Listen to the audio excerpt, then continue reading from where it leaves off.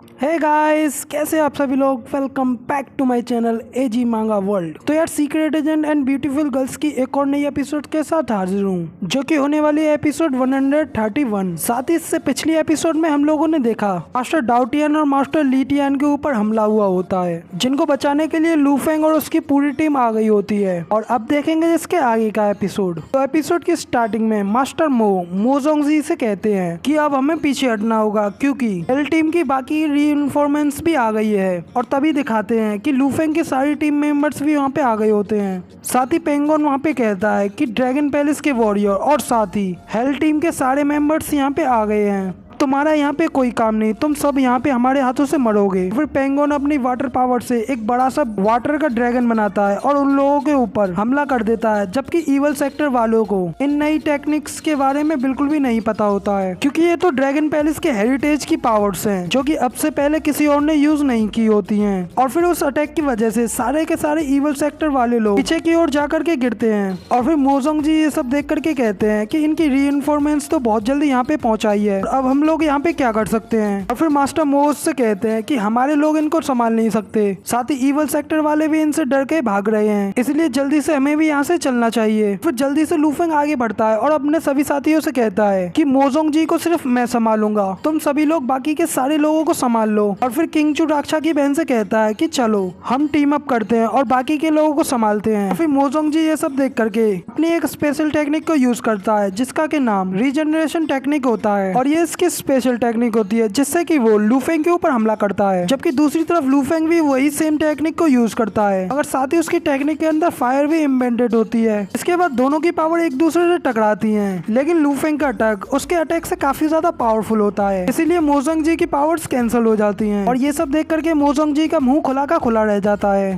फिर साथ ही वो अटैक मोजोंग जी के ऊपर लगता है, जिससे कि मोजोंग जी पीछे की तरफ गिरने लगता है और साथ ही फिर वो जमीन पर जाकर के गिर जाता है। साथ ही उसके पीछे मास्टर मूवी पीछे की ओर गिर रहे होते हैं, क्योंकि उनके ऊपर किंग चू और राक्षा की बहन ने जबरदस्त हमला किया होता है। और फिर तभी लू फेंग मोजोंग जी के सामने खड़ा हो जाता है और फिर लू फेंग उससे कहता है कि लास्ट टाइम तो तुम मुझसे बच करके भाग गए थे, लेकिन इस टाइम तुम मेरे हाथों से नहीं बच पाओगे। जिसके बाद मोजोंग जी भी लू फेंग को देख करके चिल्लाने लगता है, लेकिन साथ ही उसके पीछे की ओर से काफी पावरफुल एनर्जीज आ रही होती हैं। और तभी दिखाते हैं कि आसमान से वाटर टाइप का टोर्नेडो पीछे की ओर से आ रहा होता है, जिसे देख करके मोजोंग जी भी बहुत ज्यादा खुश हो जाता है और कहता है कि पैसेज भी एकदम सही टाइम पे ओपन हुआ है। और साथ ही लू फेंग भी उसकी बातें सुनकर के हैरान हो जाता है और लू फेंग कहता है कि ये हेलराम का पैसेज है, जिसमें से मैसेंजर्स बाहर आने वाले हैं। और फिर मोजोंग जी भी हंसते हुए कहता है कि हेलराम के 10 पैसेंजर्स यहाँ पे आने वाले हैं। अब लू फेंग तुम उससे बचने की तैयारी कर लो, वो जैसे ही यहाँ पे आएंगे वैसे ही तुम्हें कुछ टाइम में खत्म कर देंगे। और फिर वो पैसेज बहुत ज्यादा करीब आ जाता है, इसे देख के लू फेंग के टीम मेंबर्स भी रुक जाते हैं और फाइट को रोक करके ऊपर की ओर उस पैसेज को देखने लगते हैं। और साथ ही वो कहते हैं कि ये सब क्या हो रहा है। फिर साथ ही कियान भी उसे देखती है और कहती है कि हेलराम के मेंबर्स भी यहाँ पे आने वाले हैं। और फिर साथ ही अपने मन में सोचते हुए कहती है, लू फेंग अब तुम्हें बहुत ही ज्यादा अपना ख्याल रखना होगा, क्योंकि वो लोग बहुत ही ज्यादा स्ट्रॉन्ग हैं। और फिर थोड़ी देर बाद दिखाते हैं उस टोर्नेडो के अंदर से कुछ लोग बाहर की ओर आ रहे होते हैं और साथ ही उनके साथ में वही लड़की होती है जो कि पिछली बार लू फेंग को फाइट में हरा करके राक्षा को वहां से अपने साथ ले गई होती है।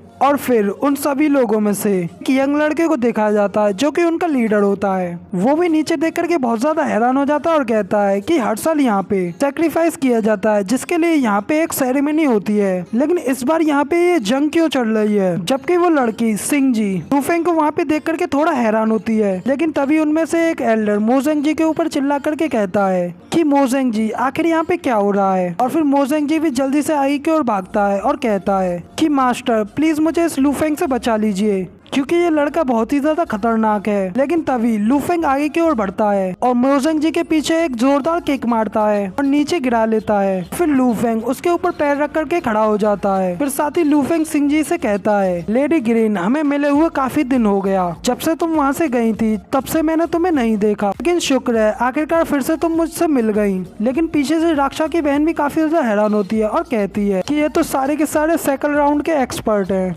लगता है इस बार ये बैटल तो थोड़ी सी मुश्किल होने वाली है। और फिर सिंह जी भी लू फेंग को देख करके हैरान होती है और लू फेंग से कहती है कि ये तुम हो, लास्ट टाइम तो मैंने तुम्हें मार दिया था, लेकिन तुम अभी भी जिंदा कैसे हो। मगर साथ ही तुम्हारी बॉडी से जो ऑरा निकल रहा है उसे देख करके तो ऐसा लग रहा है कि तुम पहले से बहुत ही ज्यादा स्ट्रांग हो गए हो और साथ ही तुम सेकंड राउंड के सेकंड स्टेज पे भी पहुंच गए हो। और फिर वो यंग लड़का भी कहता है कि सिंह जी, क्या तुम इस लड़के को जानती हो? ये लड़का जिसने कि मोजंग जी के ऊपर पाँव रखा हुआ है। और फिर सिंह जी भी उसकी बात सुन करके कहती है कि हाँ, मैं उसे जानती हूँ। और फिर लुफिंग उससे चिल्ला करके कहता है कि लेडी ग्रीन, लास्ट टाइम तो तुमने मुझे मार डाला था क्योंकि उस टाइम मैं बहुत ज्यादा कमजोर था, जिसकी वजह से तुम अपने साथ राक्षा को ले गई थी। लेकिन इस बार तुमको हरा करके मैं राक्षा को तुमसे वापस अपने पास ले लूंगा। लेकिन तभी मोजंग जी भी चिल्लाते हुए उन लोगों से कहता है कि माय लॉर्ड, जल्दी से इस लड़के को मार डालें।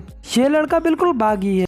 इस लड़के ने पहले रिवेलियंस के साथ मिलकर के मेंटियन सेक्टर को खत्म कर दिया, लेकिन अब उसके बाद उन दोनों सेक्टर्स के साथ मिलकर मुझे भी यहाँ पर मिलकर के मार डालना चाहते हैं। लेकिन तभी वो सारे लोग भी उसकी बात सुनकर के बहुत ज्यादा हैरान हो जाते हैं और कहते हैं ऐसा कैसे हो सकता है, ये तो सिर्फ एक बच्चा है और एक बच्चे के पास इतनी ज्यादा पावर्स कैसे हो सकती हैं, जो कि इतना ज्यादा काबिल है कि वो पूरा के पूरे मेंटेन सेक्टर को हरा सके और उसे तबाह कर सके। लेकिन तभी इसी के साथ हमारा ये वाला एपिसोड कंप्लीट हो जाता है। वीडियो पसंद आई हो तो यार एक लाइक कर देना और कमेंट में बताना कि आपको ये वाली वीडियो कैसी लगी। साथ ही नेक्स्ट आने वाले एपिसोड के लिए इस चैनल को सब्सक्राइब जरूर कर लेना। इसी के साथ मैं मिलता हूँ आपसे नेक्स्ट वीडियो में, तब तक ले टाटा बाय बाय, फिर मिलते हैं।